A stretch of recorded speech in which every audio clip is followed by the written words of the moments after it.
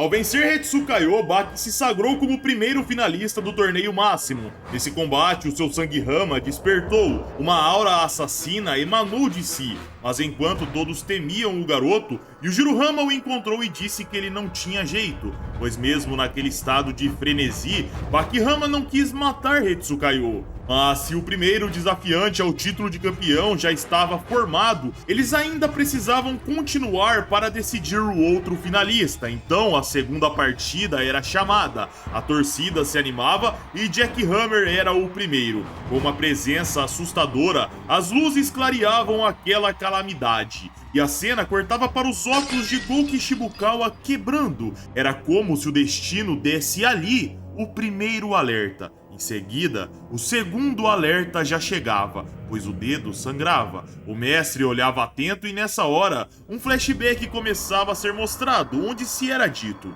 era Showa, ano 30, local Goshin-ryu estilo Aiki de Jujutsu, dojo principal. Lá o jovem Gouki Chibukawa, aos 36 anos de idade, questionava: qual é o verdadeiro sentido da arte marcial, mestre? Qual é o significado da verdadeira autodefesa? Eu imploro que você me diga, ó grande mestre Mikoshiba, e diga sobre o caminho que ando. O grande mestre, fundador do estilo Aiki de Jujutsu, o senhor Mikoshiba Kihei dizia: meu caro Shibukawa, se a conclusão da autodefesa é o topo do Monte Fuji, então eu apenas conhecia a base da montanha. Shibukawa se impressionava e o velho mestre continuava: dedicando uma vida inteira às artes marciais, com habilidades como a sua, alguém como você vai conseguir subir 8 décimos do caminho até o topo da grande montanha. Shibukawa absorvia aquelas palavras e o grande mestre continuava: para começar,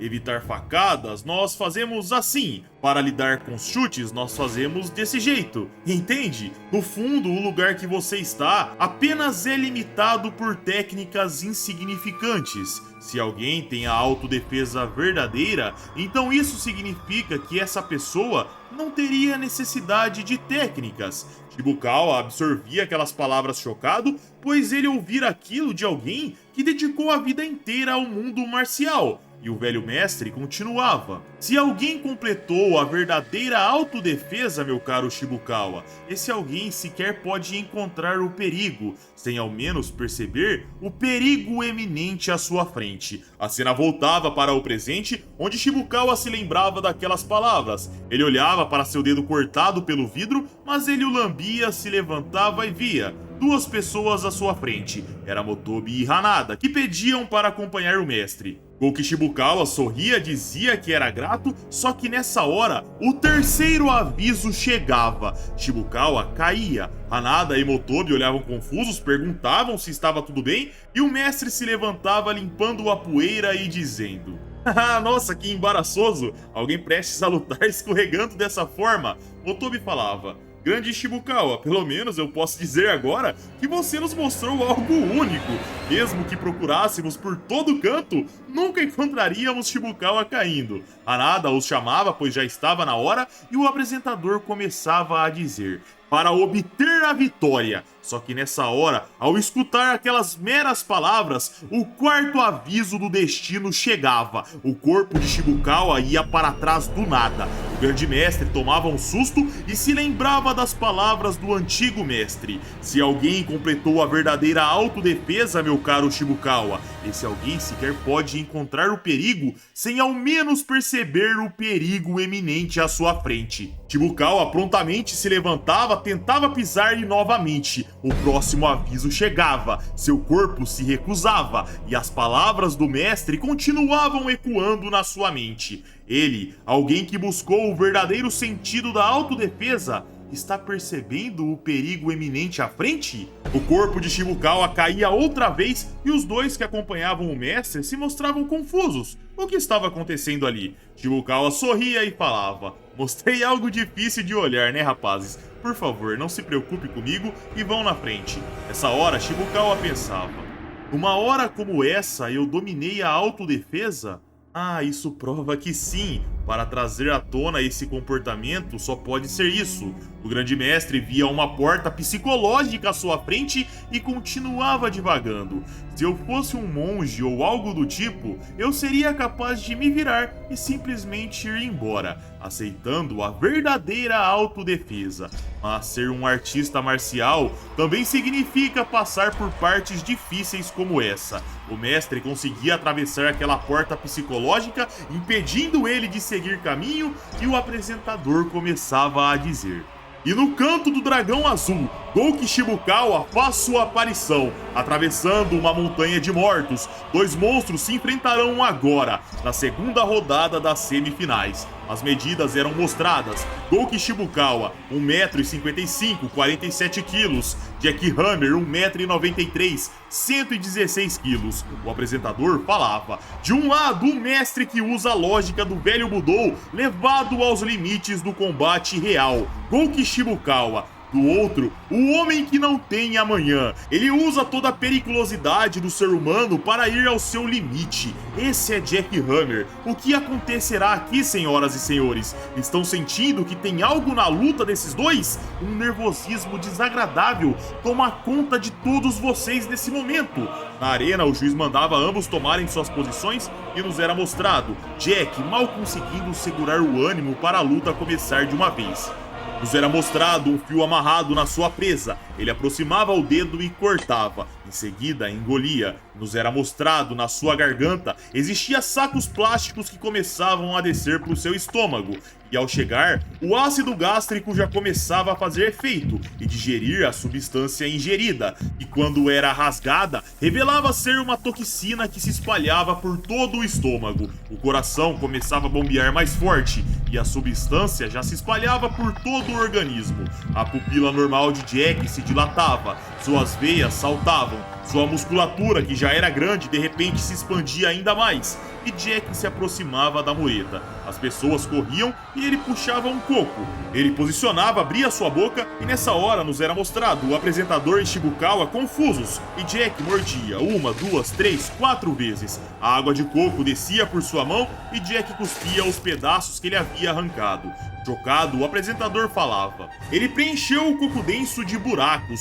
Que poder absurdo nessa mandíbula! Foi uma demonstração assustadora. Ele está praticamente dizendo: eu vou morder você e te deixar cheio de buracos. Nessa hora, o sinal para começar era dado e ambos se mostravam bem serenos. Shibukawa até pedia um pouco de água para Hanada, tomava um gole e se virava animado. Mas prontamente já fechava a cara, se virava para o seu oponente e Jack aguardava serenamente. A torcida olhava tensa e em completo silêncio, a ponto de alguém engolindo seco poder ser escutado. Só que nessa hora Jack acelerava e a torcida tremia. O canadense lançava um golpe com sua direita, Shibukawa aguardava se aproximar e de repente ele saltava para trás, pois era uma finta de Jack que lançava na verdade um gancho de esquerda. Os torcedores falavam: foi uma finta, mas vocês escutaram esse som? Que balanço assustador! O velho mestre estaria em problema se fosse acertado por isso. Hanada ficava impressionado e Motobi mandava ele olhar para os pés do mestre, pois sem perder sua postura, ele havia desviado o mínimo possível apenas com o movimento necessário.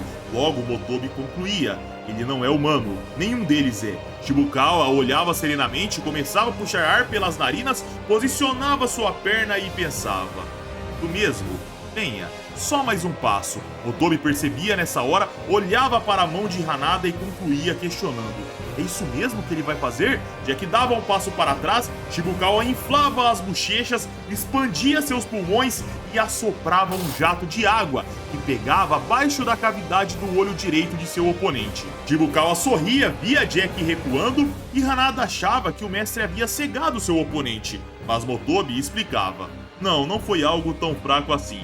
No rosto há um ponto de pressão chamado ponto de lágrima. Se você atingir precisamente a alta velocidade com uma gota de água, seus olhos e narinas serão simultaneamente atacados pela água. Mesmo se for uma baixa quantia, você será afetado. Assim, o que você acha que acontece? Hanada se impressionava e Motobi finalizava dizendo: A resposta é que você se afoga. Na arena nos era mostrado Jack em confusão mental, como se estivesse em alto mar se afogando. Shibukawa via aquilo, gargalhava e provocava. Meu querido Jack, você não consegue nadar? Oh, essa não! Se é isso, eu preciso te salvar. Shibukawa batia no queixo de Jack com a palma, o erguia e jogava seu oponente de cabeça no solo. Em seguida, alertava. Não se levante, garoto. A torcida se chocava, viam Jack de pernas pro ar e o mestre se erguia dizendo: você é um monstro, então isso significa que eu devo continuar. O mestre saltava e pisava. O alvo era o pescoço de Jack, que já cuspia sangue. Shibukawa sorria e falava: me desculpe, mas trapaças também faz parte da marcialidade. Só que nessa hora, galera, Shibukawa sentia algo agudo. O pessoal olhava confuso, viam Shibukawa estranho e Jack se erguendo como um zumbi. O apresentador notava aquilo e dizia chocado: que coisa assustadora! Shibukawa o serviu com um pisão assassino em cheio no pescoço. Jack o recebeu em cheio, mas ainda assim, olhem, ele está se movendo. Suando frio, Shibukawa falava: Jack, seu maldito. O canadense cuspia algo que batia no solo sagrado das lutas e parava. Era o tendão de Aquiles de Gouki Shibukawa, e nos era mostrado o mestre de fato, sem aquela parte da sua perna. Tudo havia acontecido numa velocidade assustadora, onde nem mesmo o grande mestre havia percebido a tempo. O apresentador gritava que aquilo deveria ser doloroso e Jack batia a mão na arena. Em seguida se erguia girando, parava reverenciando em deboche e o apresentador falava: vejam o buraco na perna do mestre, que gastura! Shibukawa está claramente ferido. Mesmo acertando um golpe mortal, isso acabou se provando no final das contas como um grande erro. Jack nessa hora alertava: é inútil. O treinamento que lhe permite viver muito não vale de nada.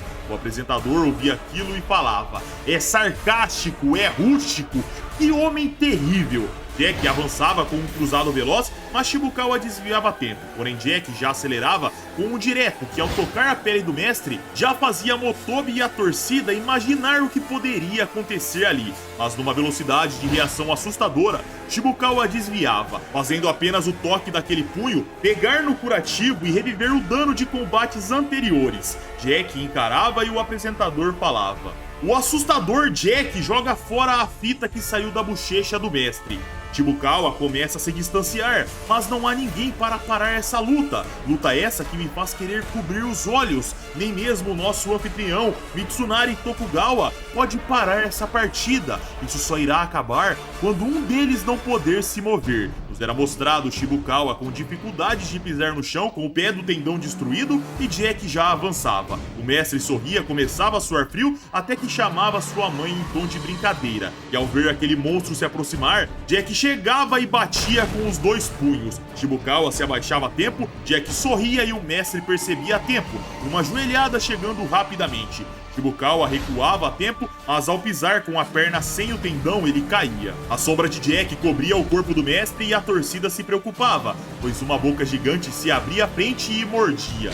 Shibukawa desviava a tempo da mordida e do pisão de Jack que havia chegado em conjunto. Ele se reposicionava e, ao tentar se firmar com o pé destruído, ele sentia dor. Mas na sequência, ele já olhava preocupado, pois via Jack abrindo a boca e lançando uma sequência de mordidas. O mestre rolava desviando, mas de repente algo se aproximava dele. Era a mão de Jack, que agarrava seu kimono, em seguida sua aura saía e ele avançava mordendo. Porém Shibukawa sorria e dizia que seu oponente era estúpido demais. Agarrar um mestre de Aiki era pedir para cair. E de fato, Jack era girado e jogado de queixo contra o solo. Mas prontamente, como se fosse um zumbi, ele já se erguia. O mestre recuava, o apresentador via aquilo e dizia: mesmo sem uma perna, a força das técnicas não foi alterada. Mas vejam, Jack está posicionando os dedos no solo. Esse é o começo agachado de uma corrida, a posição utilizada para o disparo em alta velocidade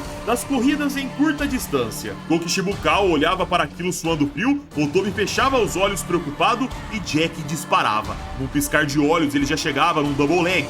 Só aquela colisão já fazia os sentidos do mestre serem deturpados e ele caía de nuca no solo. O ancião via o rosto de Jack se contorcendo e brincava: caramba, seu rosto tá vacilando de um lado pro outro aqui pra mim. Jack abria a boca nessa hora e mordia.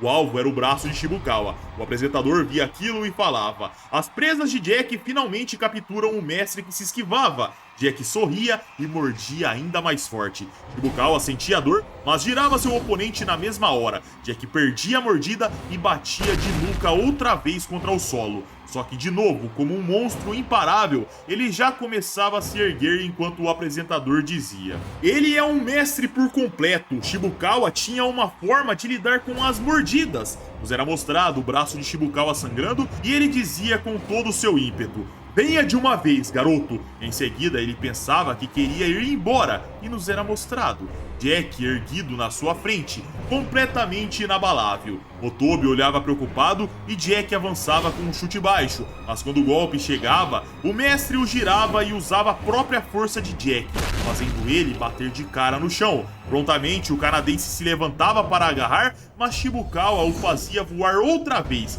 e Jack caía contra o solo. A torcida se animava esperançosa e o apresentador dizia que o velho mestre estava brincando com o gigante, mesmo sentado naquela posição. O apresentador via aquilo e falava: ele se porta como Toyama no Kin-san, o mestre samurai do conto popular que ficava sentado. Nos era mostrado Jack pisando forte e parando na frente do mestre.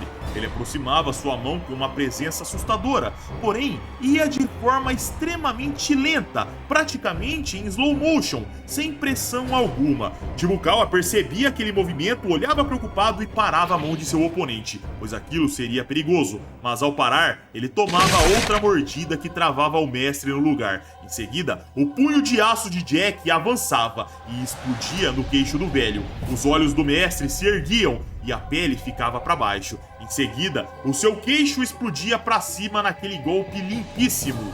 Shibukawa quebrava vários dentes, cuspia sangue e a torcida se preocupava. Mas sem largar a mordida, Jack travava seu oponente e batia outra vez. Shibukawa ia pro ar, mas Jack o puxava para mantê-lo por perto. Otobi, Hanada e Tokugawa olhavam preocupados e viam Jack batendo com um cruzado assustador no corpo. O canadense encarava, largava a mordida e Shibukawa era solto. Em seguida, conseguia se manter em pé de alguma forma e Jack o observava bem de perto, esperando o mestre se recuperar. E mesmo naquele estado, Shibukawa ainda emanava sua presença forte. O mestre começava a dizer algo de forma deturpada na frente, lutava para se manter em pé, até que podíamos compreender ele dizendo: seu filho da puta. Ele esticava suas mãos, começava a se aproximar do braço gigante de Jack e agarrava. O mestre tentava dizer mais alguma coisa, se mostrava animado por ter conseguido o agarrar, mas ali seu estado já era grave. Jack puxava o braço, girava Shibukawa e o mestre ia pro ar. Jack erguia sua perna acima do mestre e pisava no pescoço. O olho de vidro pulava para fora e o silêncio tomava conta da arena subterrânea. O apresentador gritava que a partida havia acabado e Jack sorria. Em seguida se virava, saía andando e dizia: então é assim que se usa, né? Esse foi o momento ideal para usar o Aiki. O apresentador falava: é trágico, o mestre Gouki Shibukawa foi derrotado, foi esmagado pelo poder muscular da modernidade. Dessa vez, o fraco não domina o forte.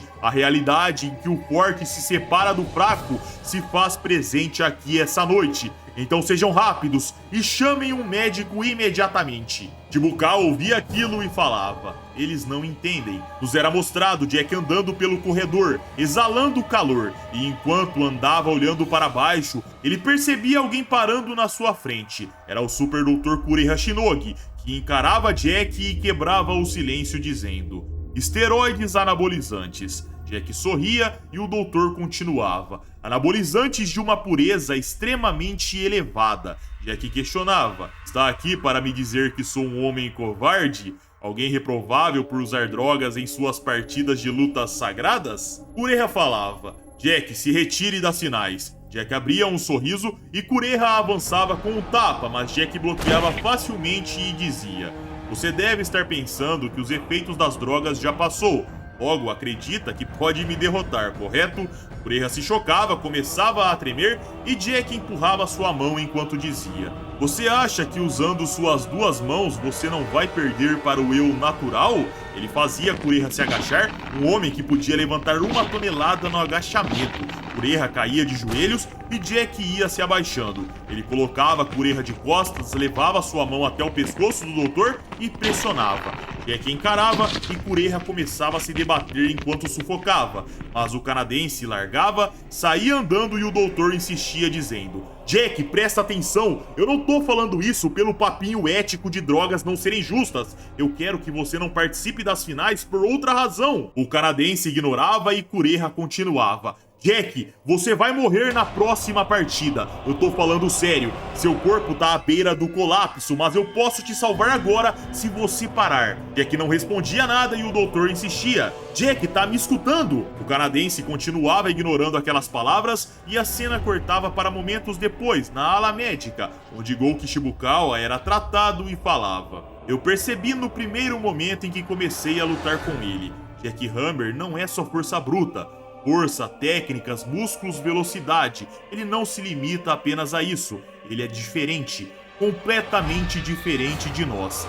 Ninguém pode vencê-lo. E assim, galera, o vídeo vai chegando ao fim. Luta épica que eu espero que vocês tenham curtido. Se sim, like para ajudar o canal, se inscrevam e caso queiram vídeos exclusivos, vocês já sabem, é só virar membro do nosso canal que tá uma mixaria e eu garanto que vocês vão curtir. Pessoal, caso queiram bater papo comigo, me sigam no Twitter, Instagram, vai estar aparecendo aqui na tela. E é isso aí. Um abraço, fiquem com Deus e tamo junto.